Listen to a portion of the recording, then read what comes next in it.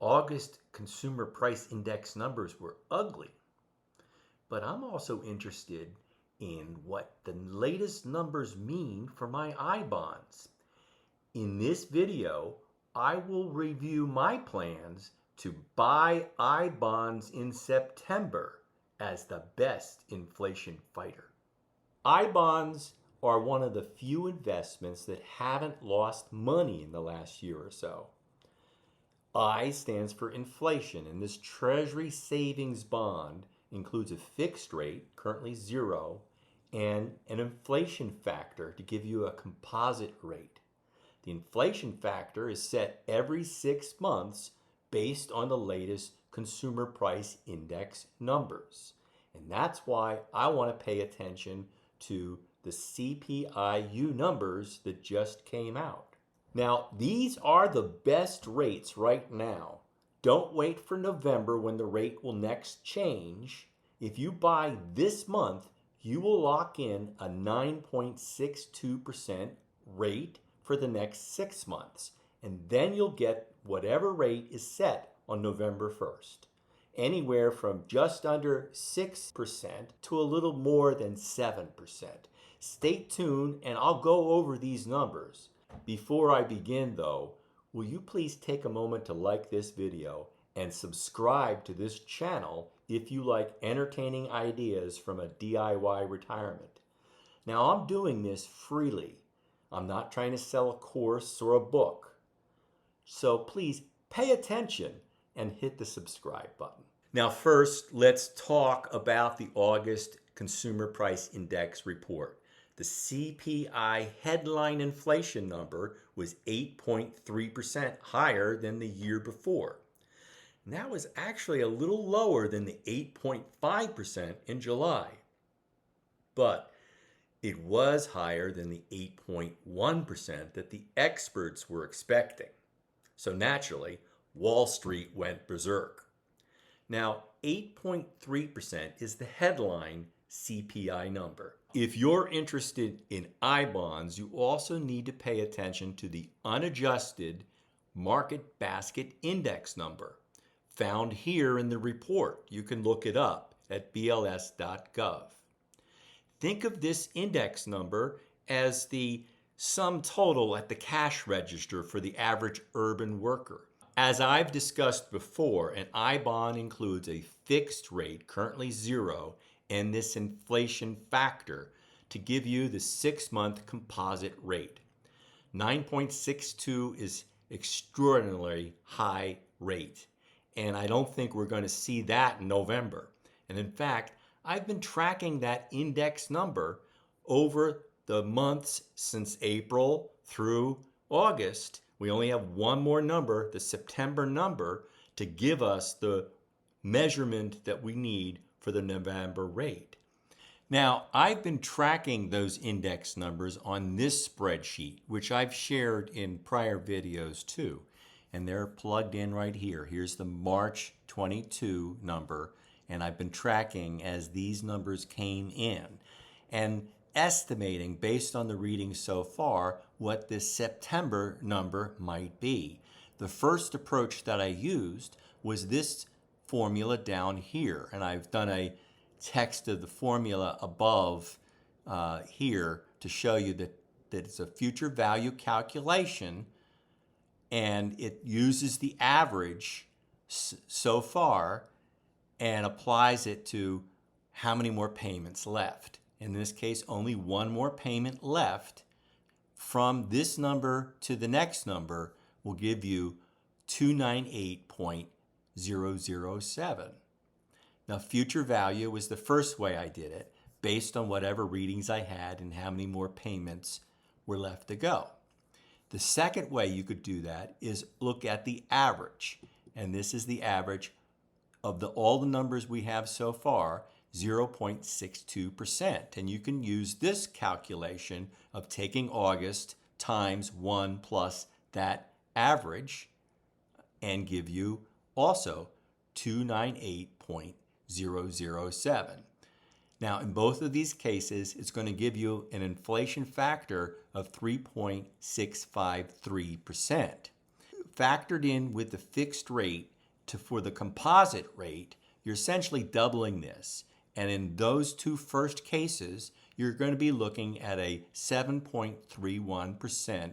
Again, we're currently earning 9.62, so this will come down. However, this number could be different. If you look at these zeros here, they're not really zeros. They're actually modest negative numbers. David Enna of Tipswatch looks at the full numbers, and he averaged out all of those numbers so far to 0.60. So if you use David Enna's estimates and you average those, you're going to get a September reading of 297.94, and that'll give you an inflation factor of 3.63%. And when you use that number, you're going to get a 7.26% I-bond rate on November 1st. However, what if it was flat with August? Well, then you're going to look at a 3.015 inflation factor for a just over 6%, 6.03% I-bond rate in November. What about these two negative numbers? What if September's adjustment is the average of these last 2 months? So if you use a slight decline in September, averaging out the last 2 months, you're going to look at a September reading of 296.101, and that'll give you an inflation factor adjustment of 2.99%, and that'll mean a composite rate on November 1st of 5.98%. While we don't know the actual September rate yet, we get a range of potential outcomes that will give us potential composite rates anywhere from 7.31% to 5.98%. And that really means it's time to make a purchase if you haven't already, or if you want to top up with an additional gift to lock in these historically high rates into 2023. In this case, I'm looking at this spreadsheet that I shared in a prior video that uses the actual formula that Treasury uses and assuming a $10,000 I-bond purchase in September. Now keep in mind, buy it anytime in September as long as it's recorded in September and you get all of September's interest rate. So you could start the clock in September at 9.62% and then get that for 6 months, and then whatever the November 1st rate is. And let's just assume that it's going to be my highest estimate. And the inflation factor is 3.653, and that gives you a composite rate of 7.31% when you factor in the fixed rate. If you need help on this formula, take a look at my video above that shows you how the actual formula works. And I owe a note of gratitude to Jennifer Lemmer for first outlining this all. But this calculates out what the interest would be if you go for the 9.62 for the next 6 months and then switch to 7.31% for the next 6 months. Now let's assume May 2023, we're in the middle of a worldwide recession, and worst case scenario, the rate will be 0 for your inflation factor. And it can happen. It's happened on rare occasions in the life of the I-bond series, but it can happen. Let's just say worst case scenario, it's 0. Then you would earn nothing, and you're going to be giving up 3 months of interest. And the way it works, you need to get to the next month before you're entitled to what the redemption value is. And so it's actually, you have to hold it 4 months. So if you look at those 4 months, you're going to earn $864 in interest if you hold till December 2023. And what you have earned will be what Treasury Direct then shows you as a redemption value of the interest added to your original $10,000. Now, what if it's the worst case scenario? Then you'd get that 9.62% for the next 6 months, and let's say it goes to 5.98 for the next 6 months. And then again, worst case scenario, 0 for the next few months. You would hold it to December 2023 and you would earn $792 of interest. So if you buy in September and hold until December 2023 for that 16-month period, you would be able to redeem the bond for a high of $864 worth of interest to a low of $792 worth of interest. Now that means combining the 9.62% return now with whatever the rate is in November, you're going to earn 8.64% to 7.92% for a 16-month CD. And I don't know many banks that could do that. Now, in my case, my wife and I purchased bonds early in 2022 and locked in a 7.12% return and then got that 9.68% for the next 6 months. So we're in that period of time.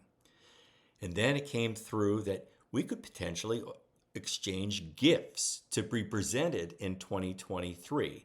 And so if you see this video here, I explain how we gave each other $5,000 gift bonds that we're holding in our gift boxes until 2023. Based on these latest numbers, we're going to complete 2 more $5,000 gifts, reciprocal gifts that we will present to each other in 2023. And so we will have locked in a rate that will carry through 2023 at these historic highs. Now, if you buy an I-bond or receive one as a gift, you cannot redeem it for the first 12 months.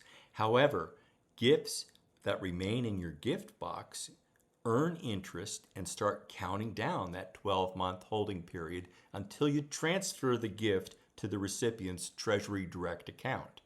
So when you do transfer the gift, you'll transfer an I-bond with interest and a shorter holding period for 2023. If you redeem your I-bond in December 2023, for instance, then you will be past the 12-month period, but you'll be within the first 5 years. So in years 1 through 4, you lose the last 3 months of interest, which is why Treasury Direct is going to show you a slightly lower amount of interest earned until the bond has passed its 5-year mark. Now, if rates do fall, like my worst case scenario, then the monthly interest you'll be surrendering won't amount to a major penalty. Heck, if the rate is 0 next May, you'll be surrendering 3 months of nothing. Now, a couple points to keep in mind. The gift of an I-bond counts against the recipient, not you. And so if you have not yet purchased your $10,000 I-bond for 2022, you could purchase one in your own name and still give to your spouse, for instance. The gift will count to the recipient, not the giver. Now, the other thing is that you need to coordinate the purchases and gifts. No person can receive a gift or purchase and go over that $10,000 limit. So in our case, for instance, we'll present our gifts in 2023 in lieu of purchasing any more bonds. I will conclude with my standard warning. I am not an accountant. I am not a financial planner. I have no initials after my name. So take these as entertaining ideas from one educated consumer to another. Always do your own due diligence and seek out a professional if you need one. See you next time.